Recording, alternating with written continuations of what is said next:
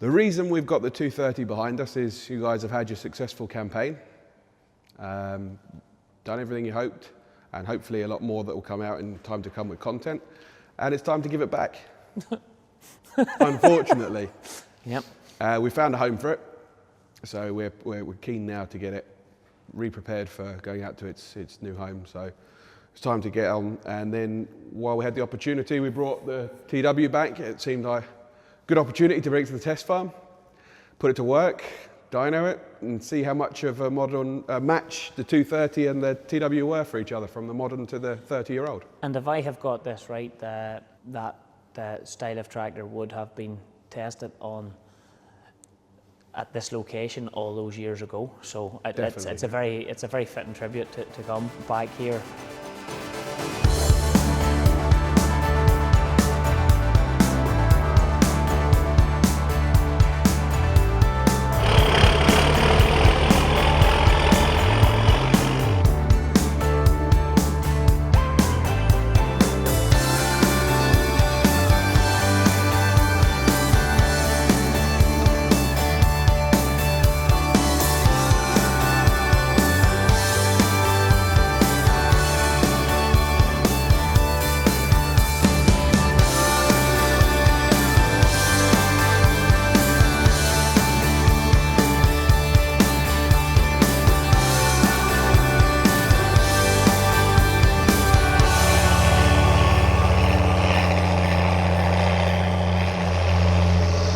Say one thing about the T-Dub anyway, she's a good heater on her. We're over here in, well, secret location today, brought here by New Holland to, I suppose, do the official sign-off of the 230. We're doing a wee bit of something different today, a bit of land work. I've got the T-Dub again. We had a choice implements there this morning, and to be honest, it's not easy getting some of the modern stuff to fit onto the T-Dub's linkage now. It's getting category 2 balls and it's getting dated. So they had this Simba 5.5 metre, like a combi press here, and with that onto the draw, that's pick up hitch. So perfect drawbar pull. Seeing what she's made of here, it's fair making her grunt at the minute.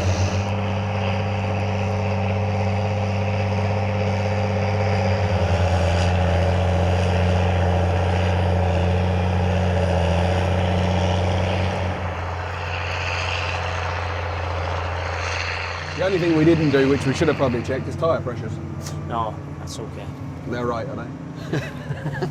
You know how much effort I put into my tyre pressures. I did see something on a certain YouTube channel involving a man from Michelin, so yeah, I had a feeling they'd be fairly right. But it's often overlooked, tyre pressures. I see it a lot. Where have you sold this tractor? Can you tell me what part of the world you've sold to? I have. It's going to see out. It's short term anyway. It's going down to County Cork. It was sold by Ed Sweeney at Kavanagh's of Fermoy. New Holland customer. He already runs a 230, and I think when the opportunity came up to get into a second one with a bit of history behind it, he took the opportunity to do so. But generally, things in Ireland are. It's a very divided industry at the moment. Limit, boy. You've gone to the high box. She'll come back, don't worry. The torque, she's already climbing, look. 15, she is, 16. boy. This tractor here, who's your target audience for this tractor? This is the short wheelbase, and this is the tractor that you really wanted us to take. This is the long wheelbase. Bye. It's the smallest of the long wheelbase. Correct, yeah. Sorry, Liam. That's all right. No, nothing like getting the details, you know. You wanted. This is a tractor that you felt at New Holland was a tractor that needed, a tractor that you would like to have seen more of, and you wanted to see more and more guys get into these because you felt it was one of the best tractors. You were basically saying it was one of the best tractors in your arsenal. So we took it, put a few hours on it, and I have to say I absolutely fallen in love with it. New Holland users, and specifically McConaughey contracts, who are standard wheelbases, 210s, 200s, absolutely fell in love with it. So you were right, because I was nervous. I can't lie about that. The job is kind of changing a bit, and it's not necessarily even about engine horsepower anymore, it's about capacities. You know, trailers are getting bigger. An 18-ton half-pipe trailer, yes, a T7210 will pull it, but when you're talking about a 230, you're only talking about an additional 15 or 17 horsepower, but you're talking about an extra 3/4 of a ton. And when you're doing that kind of work, the weight stands to you, you know. The Fusion, again, I think a McHale Fusion is a surprising pull on a unit. A lot of people think, oh, it's just a baler. The machine weighs 7 ton. Put 2 bales on and you're pushing 10 ton. You're on the side of a hill, you definitely want to be boss of that. So the long wheelbase was something that we did in small numbers. You know, when I first started with New Holland in 2013, we were doing T7 235s and a few 250s, but we weren't really doing enough. And I think I'd spoke to a lot of the dealers, and the dealers are very good. They could kind of see what was happening, and they wanted to kind of make the move into it. And in doing so, we really pushed the long wheelbase to people who wouldn't necessarily have considered it. And the only way to do so was to demonstrate it. I would think a 230 auto command would be a smashing tractor for the owner operator, for a pair of double mowers front and backs, a Fusion with your full load sensing, a decent sized wagon. I think it would be the tool of choice. Yeah, the classic has its place. It's the fleet user machine, isn't it? It's, you know, it is the guys who are doing a lot of trailer work, a lot of tanker work. This is the tractor you're promoting. Yeah, and that's where I see on this. your job. Yeah. You're promoting this. You know, yes, you're going to get a few HD sales a year, but in Ireland, would you be expecting this tractor to possibly overtake your 210? Or? I think that the T7 in ranges and the T6 ranges are two to watch. I think the T5 is a fairly locked down range now. It's got things sorted. It does what it says on the tin. Yeah. I think the technological innovations are going to be at T6 and T7. And is there any changes coming to the likes of this 230? So this 230, I do believe, has got a couple of changes coming in for next year. You're moving your front suspension's becoming a little bit more. It's coming the same as actually as what's in the HD. Correct. So it's I would say when I drive the 315, I just lie in her and she just. You definitely work a little bit more at the steering of these. Yes, yeah, there is. So them updates are actually already in place. So we had to comply with a recent layer of legislation called TMR, Tractor Mother Regulations, which was about trailer braking safety. So we made some changes. You'll now see modern tractors or new tractors have dual line hydraulic brakes. So they'll operate in much a similar way to air brakes. So you'll have a line keeping the pressure constantly on, and your brakes will actually take the braking line off. Along with that, there was changes to cab. So you'll see cab access points. There has to be grab rails in certain places. Different panels have had to change. But when we introduced TMR, we actually brought in some features. The primary feature on the standard, on the long wheelbase, was that we brought in the updated suspension setup that you talk about, and the steering setup. So this tractor doesn't use a CAN bus steering valve or steering system like the heavy duty does. But as of from production now, so if you were to reorder this tractor today, it would include that package as standard.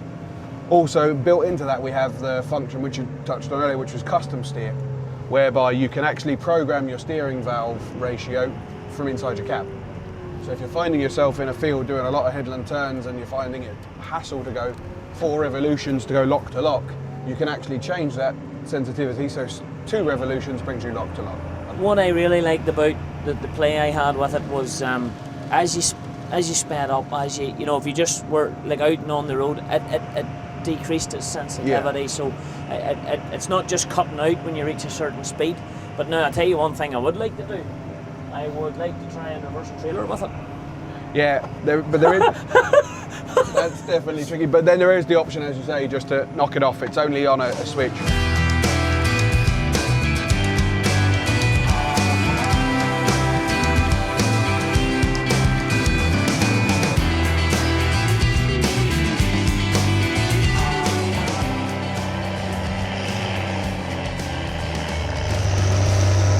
I suppose that's really and truly what this old doll was designed for, was this work.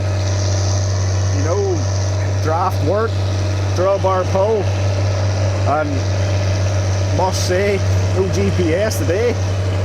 I don't know how that looks from the sky. Gareth's just on saying to me there about all these headland management and yeah. This is what I have. He's telling me there the 230s toying with this machine. So we're going to put on in the T-dub here and see how it goes, I think. We just couldn't get the TW35 hitched on, but the 230 stepped up to show what a difference 30 years can make.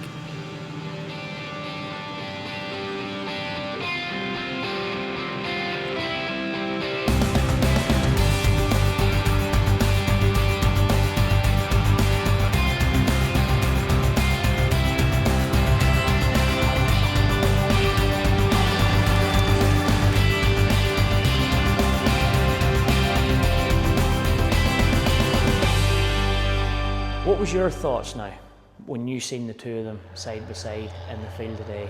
Granted, we were only hashing, for want of a better word, and having a bit of fun, but what was your thoughts on the two machines? I'm a sucker for something new. So the 230 TW, they're two very different. What you've done with this machine is phenomenal. I look at that tractor, the cab, as I said to you earlier, the 10 series cab is very special to me. I spent a lot of time there as a kid. So immediately it gives me warm feelings. It's restored to a fantastic level. Everything is good in it. We were putting on implements, I was looking at bits of paint, and it's fantastic. It runs well, it sounds awesome. It does everything it was supposed to do. The TW is maybe slightly less aggressive in sound, maybe a little bit more comfortable, maybe a little bit more vanilla in general, but it's a more workable tractor, and it's probably where I'd go, you know, for day to day. But it's just great to see the two of them side by side, because they are modern day and 30-year-old equivalents to one another. To be fair, yes, with different tyres, yes, with different tyre configurations, but to be fair today, the TW sadly demonstrated, the TW35 sadly demonstrated its weakness. And the 230 capitalised in that and showed it up.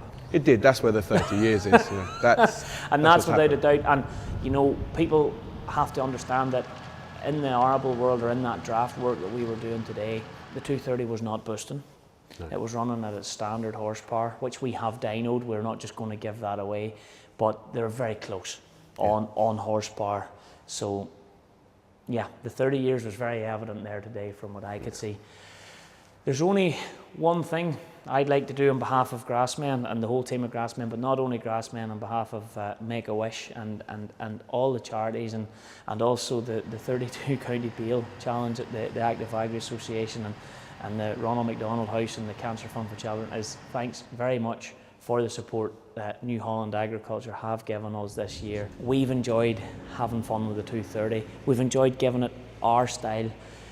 There's one tractor that hasn't come back to you just yet, and it won't be coming back to you for a wee while yet, because I've fallen in love with the 315, and I believe now that the TW is moving along to its new home, both TWs are going now to their new home, I believe there's an awful lot more we could do with a 315. I believe that's a fantastic bit of kit, and I think basically pulling a low loader all season, which it did phenomenally well, I think there's more for that tractor. Would you agree?